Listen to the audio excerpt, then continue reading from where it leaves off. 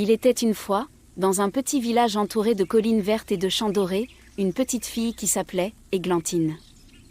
Églantine avait 7 ans, des joues roses comme les pommes du verger et des yeux pleins de curiosité.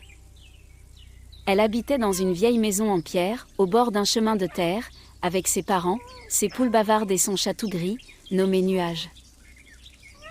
Regarde Nuage. Les poules sont encore en train de discuter. Mais ce qu'Églantine aimait plus que tout au monde, plus que les tartines au miel ou les balades en bottes de pluie, c'étaient les livres. Chaque jour après l'école, elle courait jusqu'à la grande armoire en bois de la cuisine, où étaient rangés tous ses trésors, des histoires d'animaux voyageurs, de fées farceuses, de géants très polis, et de grenouilles qui jouaient du violon. Tu sais Nuage? Aujourd'hui je vais te lire l'histoire des grenouilles violonistes. Un matin d'été, alors qu'elle lisait à l'ombre du vieux pommier, Églantine entendit un tout petit chuchotis dans les feuilles. Psst, Églantine, viens par Elle ici. regarda autour d'elle. Personne. Sauf Nuage, qui l'accompagnait. Qui est là? Intriguée, Églantine suivit le murmure. Il venait du bois, juste derrière le champ de tournesol. Là, entre 2 troncs d'arbres, un sentier qu'elle n'avait jamais vu auparavant s'ouvrait doucement. Il sentait le papier, la mousse fraîche, et un peu l'encre magique.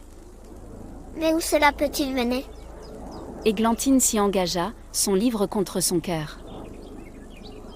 Le sentier menait à une clairière enchantée. Et là, aux merveilles, il y avait des étagères faites de branches, des livres suspendus aux arbres comme des fruits, et même une rivière où les lettres se rangent de part et d'autre. Elle venait de découvrir la forêt des livres. Bienvenue Églantine. Ici, les livres choisissent leurs lecteurs. Chaque jour après cela, Églantine retournait dans la clairière secrète. Elle y lisait, rêvait, écrivait même ses propres histoires sur des galets plats ou des morceaux d'écorce. Aujourd'hui, c'est moi qui invente une histoire. Et quand elle était triste, fatiguée, ou qu'elle se sentait seule, les livres de la forêt la consolaient doucement, en lui murmurant « Tu n'es jamais seule quand tu lis ».